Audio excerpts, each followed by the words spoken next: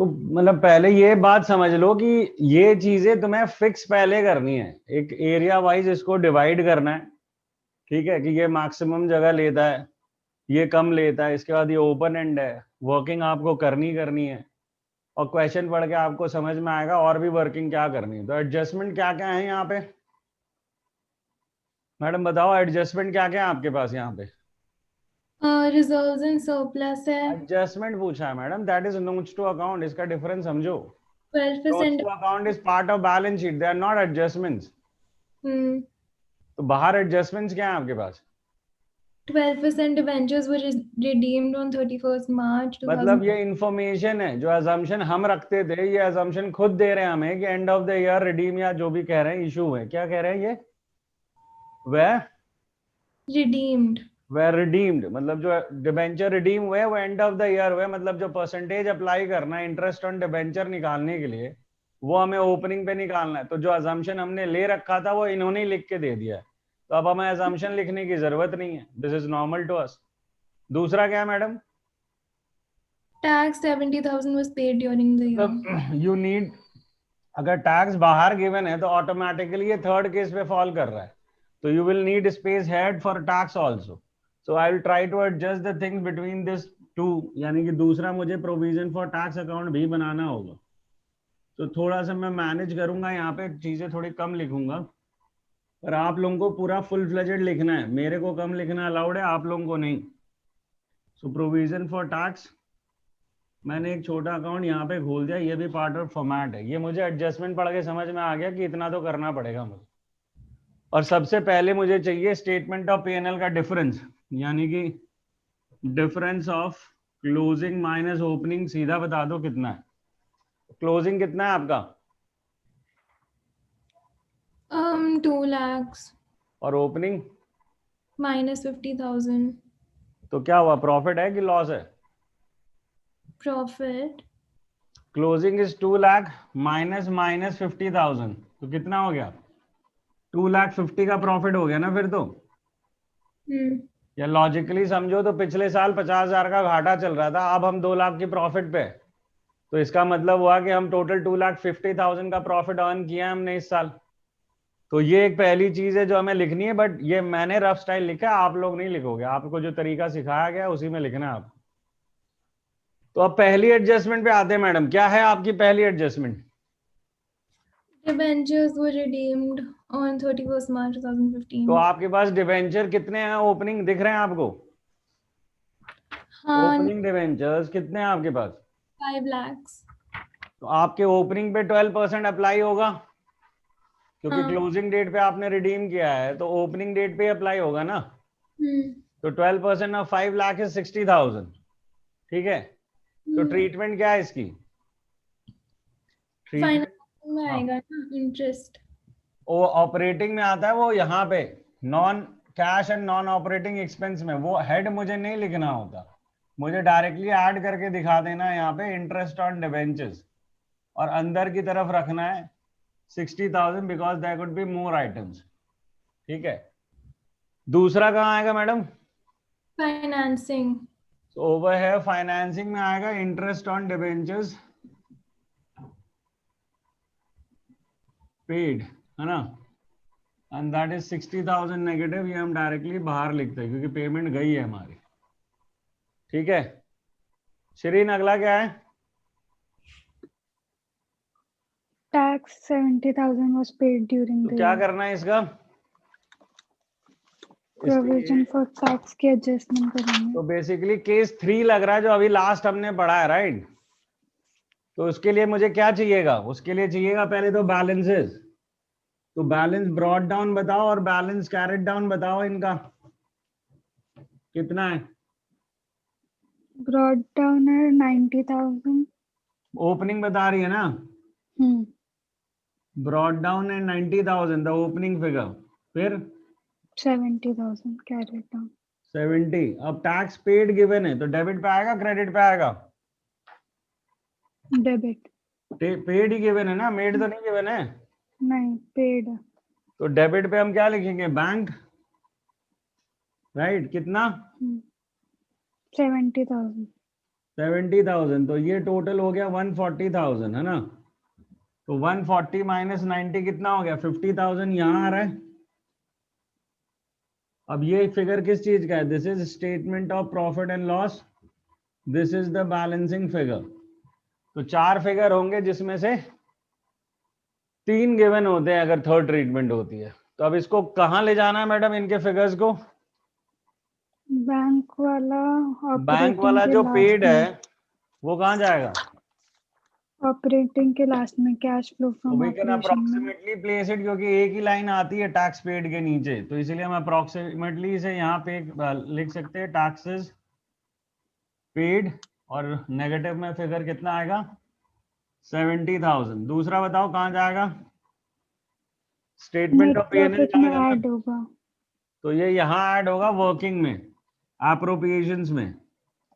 So add provision for tax, that is how much? 50,000। समझ में आ गई बात? ठीक है, तो ये हमारे बाहर का काम खत्म हो गया। Now will be back to the normal situation. अब हम अंदर से एक एक करके आगे बढ़ेंगे। तो इशिता जी अगला क्या है? हाँ जी, प्रॉफिट बिफोर टैक्स, अरे थोड़ी आवाज तेज कर यार। नेट प्रॉफिट बिफोर टैक्स, ये कहां से लाएगी तू? अंदर का पहला आइटम क्या है तेरे पास? बैलेंस शीट के अंदर what is your first item? Share capital. तो शेयर कैपिटल का कोई डिवीजन दिया है क्या इन्होंने? उसका कोई नोट्स टू अकाउंट तो नहीं है ना? नहीं, तो जो शेयर कैपिटल का 4 लाख से 5 लाख हुआ है वो कहां दिखा है?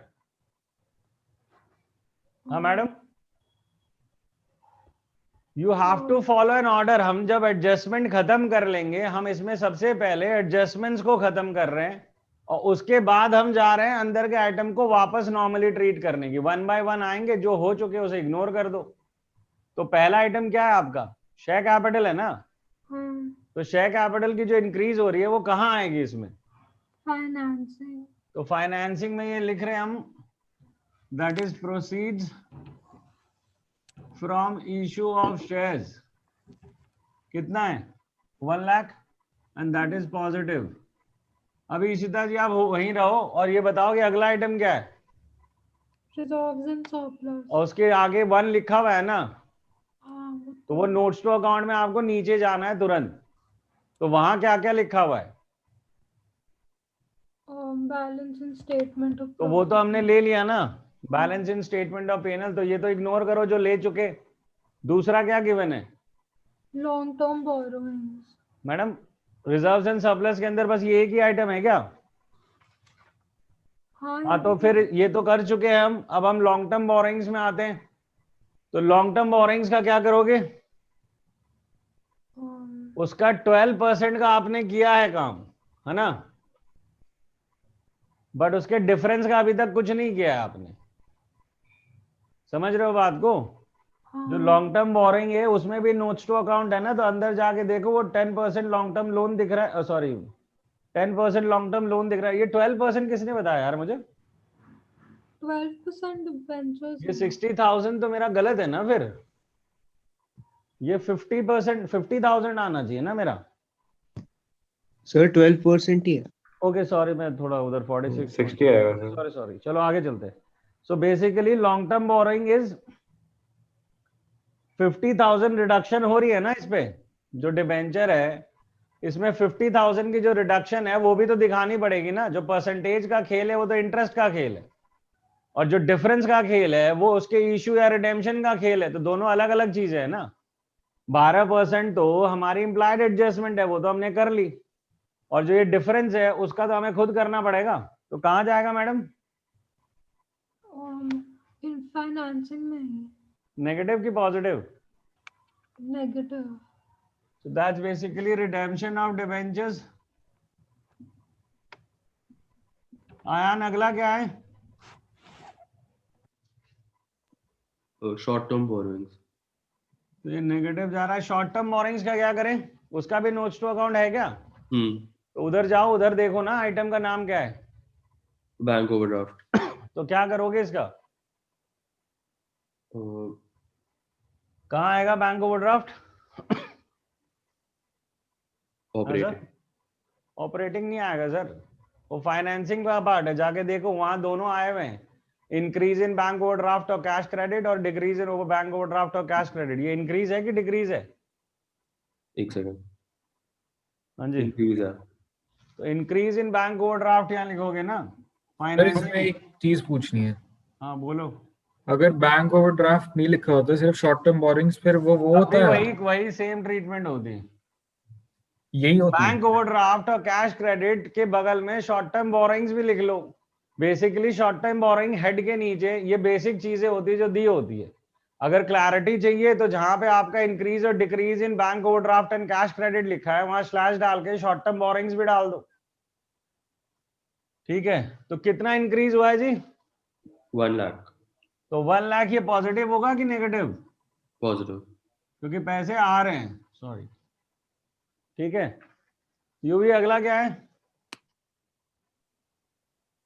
शॉर्ट टर्म प्रोविजंस है इसके बाद तो। उसका क्या करें? नोट्स टू उसको- अकाउंट में नीचे जाओ ना, वहां पे।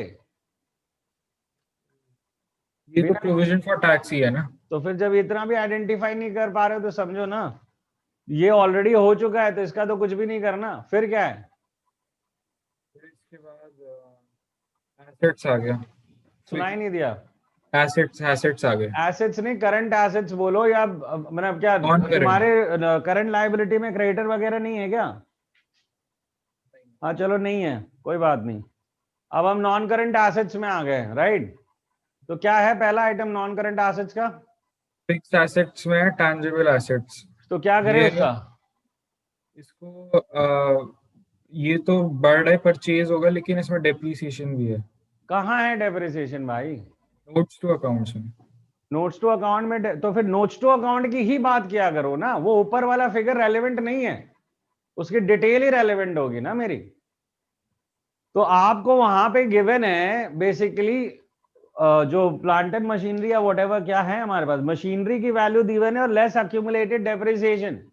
तो ये 11th का कॉन्सेप्ट वापस आ रहा है कि जब अक्यूमुलेटेड डेप्रिसिएशन मेंटेन होता है तो जो मशीनरी है वो एट कॉस्ट दिखती है आपके बैलेंस शीट, या उसकी वैल्यू से कोई डेप्रिसिएशन माइनस नहीं होता है।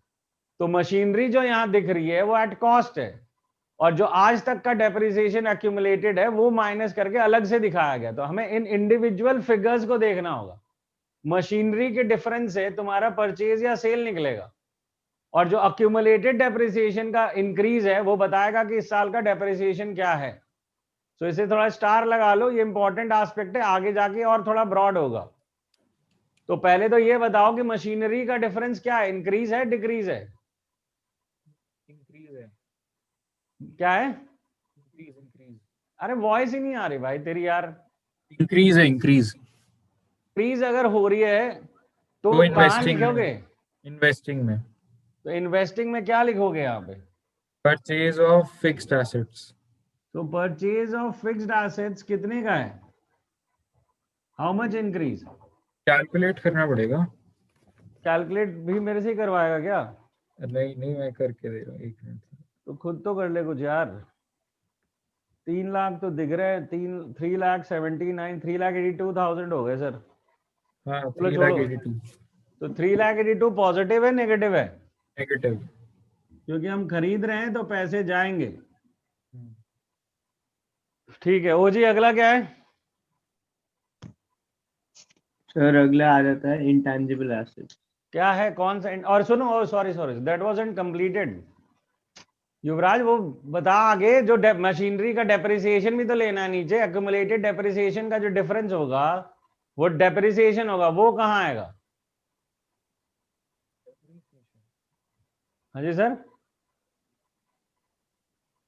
जो वो आएगा, ऐड होगा non cash and non operating. यहाँ पे आएगा डेप्रिसिएशन ऑन मशीनरी। डिफरेंस कितना है सर?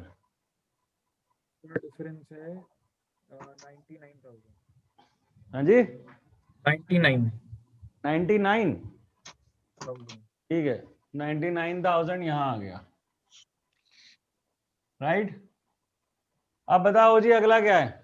सर अगला इंटेंजिबल एसेट्स है जिसमें गुडविल मैंने दे रहा बंद कर दिया, ये नहीं करना चाहिए था मुझे। हाँ बोलो, इंटेंजिबल एसेट्स में क्या हो रहा है?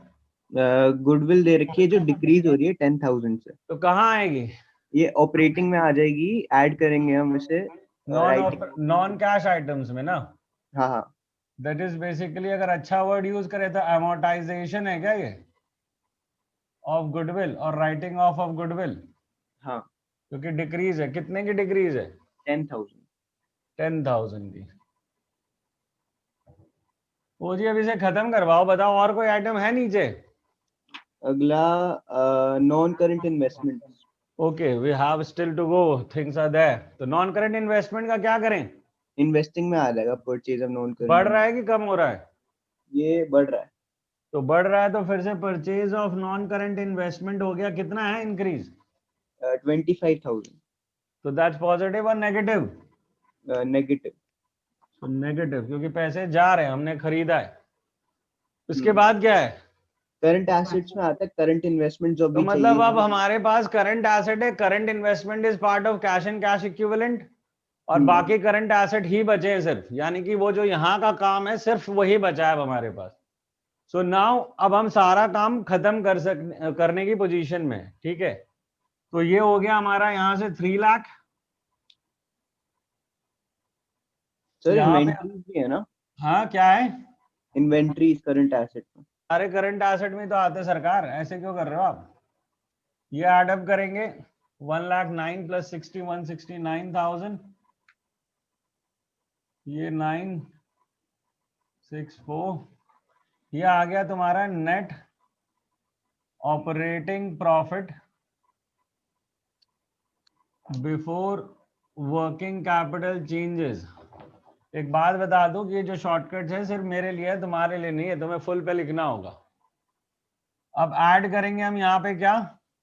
इन्वेंट्री। अब हमारे पास करंट लायबिलिटी तो कोई है नहीं, तो उधर से सोचना बंद करो, हमें ऐड करना है सिर्फ डिक्रीज इन करंट एसेट। तो डिक्रीज इन करंट एसेट में क्या है हमारे पास? ये डिक्रीज में नहीं हो रहा, कुछ इंक्रीज हो रही है तो इन्वेंट्री। डिक्रीज में है ही नहीं कुछ भी। पक्की बात है ना? फिर धोखा मत दियो, करंट इन्वेस्टमेंट आएंगे नहीं, इन्वेंट्रीज इंक्रीज हो रही है और ट्रेड रिसीवेबल सेम है, और कैश एंड कैश इक्विवेलेंट आएंगे नहीं। So there is only one item for the less. एक ही आइटम है ना लेस के लिए, थोड़ा स्पेस ले लेते हैं, that is increase in inventory है क्या? हाँ तो इंक्रीज इन इन्वेंट्री कितनी है सर? 62,000। 62,000, ठीक है? तो 62,000 है, तो ये हो गया 5,31,000, ठीक है? This is cash flow from operation. थोड़ी बहुत जगह की मिसमैनेजमेंट हो उससे कोई दिक्कत नहीं, उसके कोई मार्क्स नहीं कट रहे। और इसके बाद इसे टोटल कर दो, ये कितना आ रहा है, और थोड़ा मैच करते चलना पीछे से। So that's basically 13 minus 7, that's 6, so 4,61,000, ठीक है sir? This is net cash flow from, as it's positive, operating activities. इसका पीछे 3,37,000 दिया है। 3,37,000 है ये, तो हमने कहीं गलती की होगी, लेट्स ऐड। तो ये बेसिकली हमने गलती यहाँ 62 पे की है कि ये माइनस में था हमारा फिगर, और हमने ले लिया इसे पॉजिटिव, या मैंने एक्चुअली, तुमने तो कहाँ ही लिया। तो 62,000 ये माइनस हो रहे हैं, सो दैट इज 4,07,000। तो ये आ रहा है तुम्हारा अब कितना? 4,07,000 है माइनस 70, है ना? सो 4,37,000 आ गया, ये ठीक है यूवी?